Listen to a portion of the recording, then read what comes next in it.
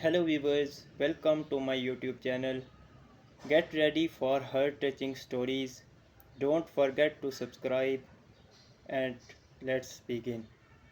The invitation arrived by accident. That was the first thing I should have noticed, the universe trying to warn me. It had been addressed to my sister Priya, forwarded to her old apartment on Bleecker Street, which then forwarded to my address because I'd been collecting her mail ever since she moved to London 18 months ago. A thick cream envelope, the kind that costs more than most people's dinner. Gold embossed lettering. Mr. and Mrs. Rajan Mehta request the pleasure of your company at a celebration of their 40th wedding anniversary. The Belmore Hotel, Saturday, April 18th. Black tie my parents, their party. My invitation technically Priya's, but my hands holding it. I stood in my kitchen in my two-bedroom apartment in Queens, wearing a sauce-stained apron, and I read that card 4 times. Then I sat down at my kitchen table and stared at the wall for a long time. It had been 2 years since my father had spoken to me directly, 14 months since my mother had answered one of my calls.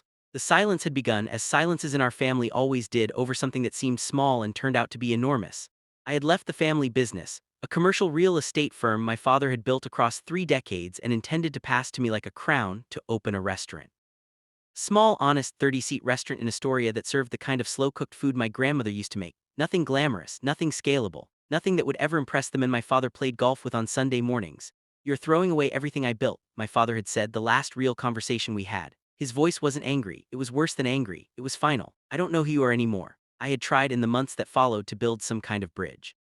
Letters that went unanswered, voicemails that disappeared into silence. I'd sent flowers on my mother's birthday and received nothing back, not even a text acknowledging they'd arrived. My sister, diplomatic to her core, told me to give them time. "You know how they are," she said from the safe distance of London. "They process slowly, don't push." So I hadn't pushed, I'd cooked. I'd built something with my hands and my grandmother's recipes and hired 3 people who needed jobs and opened my door to a neighborhood that actually showed up. I told myself it was enough. Some nights it even felt true, but standing in that kitchen holding that invitation, something shifted in me. Not anger, something softer and more dangerous than anger. Hope. Maybe I thought the invitation was a sign, not an accident of forwarding addresses, but an opening. 40 years of marriage is a milestone that softens people. Maybe my father had mellowed, my mother had missed me, and this was their clumsy, indirect way of extending an olive branch. Maybe they'd meant to send it to me all along. I know how that sounds. I knew how it sounded then, too. But hope doesn't ask for your permission. I rented a tuxedo from a place in Midtown. Not the cheap kind, the kind with proper lapels and a jacket that actually fit through the shoulders. I got a haircut. I bought a card and spent 45 minutes writing and rewriting a message inside it. Something that struck the right balance between warmth and dignity. That said, "I love you and I'm sorry for the distance, and I want to find our way back without being so raw that it embarrassed anyone in a room full of my father's associates." I also bought a gift. A bottle of Shade Au Patris 1984, the year my parents married. It cost me more than I made in a good week at the restaurant. I wrapped it in the cream paper the wine shop provided and held it under my arm on the taxi ride to Midtown like it was something precious, which it was. The Belmore Hotel is the kind of place that makes you feel underdressed even in a tuxedo. Marble floors, chandeliers that probably have their own insurance policies, staff who have mastered the particular art of looking through you while appearing to look at you. I gave my name at the reception table. My real name, Arjun Mehta, son of the guests of honor, and the young woman in the black dress checked her list twice, frowned, checked it again, and then smiled the smile of someone who has been trained to smile through confusion. "So sorry, could you spell that for me?" I spelled it. She checked again. She excused herself. A manager came over, a trim man in his 40s with silver at his temples and the expression of someone used to handling delicate situations. He confirmed my name, confirmed whose son I was, nodded with the precise neutrality of a diplomat.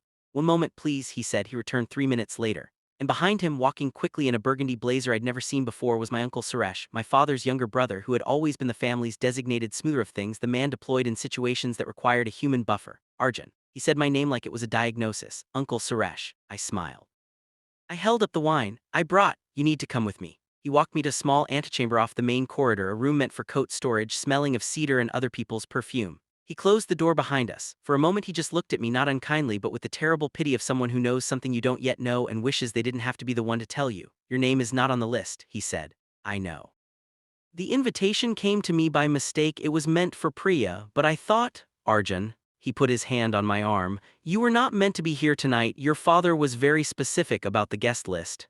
I heard the sentence. I processed each individual word.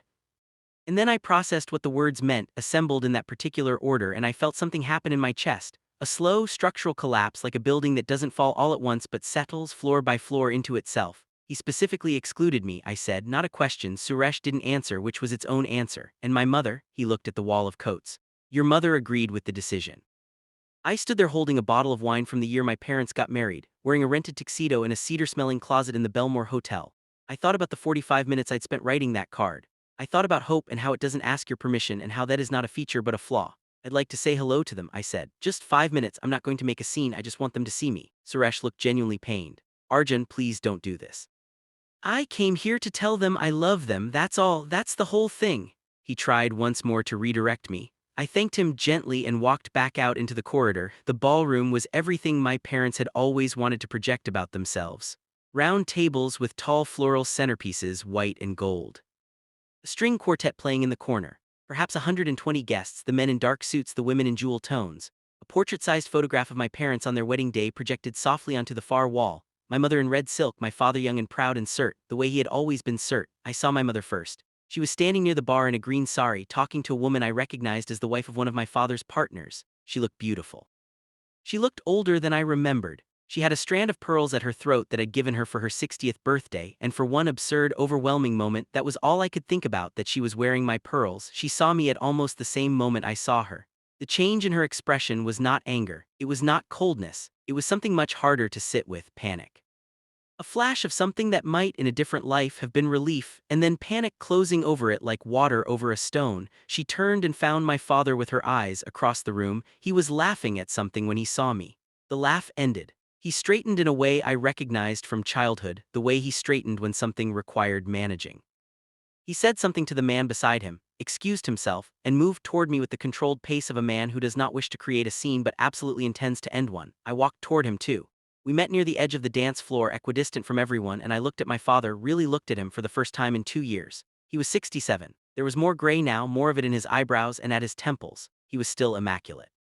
He was still the most certain person I had ever known. You need to leave, he said, quiet, controlled, a voice for my ears only. I know I wasn't invited, I'm not here to disrupt anything, I just want, this is not the place. You've made every place not the place, Dad, for 2 years, there hasn't been a place. Something moved across his face, I couldn't name it, it was there and then it wasn't. You made your choices, he said. I opened a restaurant, I didn't betray you. I just didn't want the same life you wanted for me, that's not the same thing. Arjun, I have 40 tables full every Friday night, I have a sous chef who was homeless 8 months ago, I make food that grandma taught me to make and people come back, Dad, they come back because it matters to them. My voice was steady, I was proud of how steady it was. I thought that might eventually matter to you too. He looked at me for a long moment. Behind him, I could see my mother watching from across the room, very still, her champagne glass held with both hands. Then my father turned slightly and made a small gesture. The kind of gesture men like my father make when they do not want to be seen making it, toward a large man in a dark suit standing near the entrance. I saw the security guard start moving, and something in me went very quiet. I placed the bottle of wine, the Patris, the 1984, the year they married, on the nearest table. Gently next to a centerpiece of white roses. I took the card from my jacket pocket and set it beside the bottle. I straightened my lapels, I looked at my father one more time. He was already looking slightly to the left of me, the way people look when they have decided that something is no longer happening. Happy anniversary, I said. I walked out before the security guard reached me. Outside, the April night was cold and clear. I stood on the sidewalk in my rented tuxedo and hailed a cab and rode back to Queens in silence. The driver had the radio on, something slow in Spanish that I didn't recognize but was glad for. Back in my apartment, I changed into jeans and a sweatshirt. I drove to the restaurant, which was dark and locked, and let myself in through the back. I turned on the kitchen lights, just the kitchen lights, not the dining room, and I started to cook. Not from a recipe. Just from instinct, from muscle memory, from the place where my grandmother lived in my hands, dal with black pepper and a good amount of ghee. Rice cooked the slow way I ate standing at the prep counter at midnight, alone in my kitchen, listening to the city outside. I thought about my father's face when something moved across it and then stopped. I had spent 2 years deciding that thing wasn't grief. Sitting there, I wasn't sure anymore. 3 days later, there was a knock at the restaurant's back door during afternoon prep. I opened it, expecting a delivery. It was my mother, still in the pearls, holding the card I'd left at the party. Just the card, she'd left the wine, or maybe my father had kept it. I never found out. She didn't say anything at first. She just looked at me the way she used to look at me when I was small and had done something that worried her, and she was trying to find the right words, which had never been as easy for her as people assumed. You cooked your nanny's dal, she said finally. I can smell it from the street. I opened the door wider. She came in. We didn't resolve anything that afternoon. There was no dramatic reconciliation, no tears, no speeches. She sat on an overturned crate in my kitchen, and I gave her a bowl of food and she ate it and told me twice that it needed more salt, which was the most loving thing she'd said to me in 2 years. My father didn't come. Not that day. Maybe not ever. I had stopped predicting what my father would or wouldn't do, had retired from that particular exhausting sport, but my mother came back the following Tuesday. and the one after that, some doors don't open from both sides at once. Sometimes one person has to stand in the frame long enough for the other to remember why they ever wanted to walk through it in the first place. I kept cooking. I kept the door open, that's all I knew how to do. As it turned out, it was enough.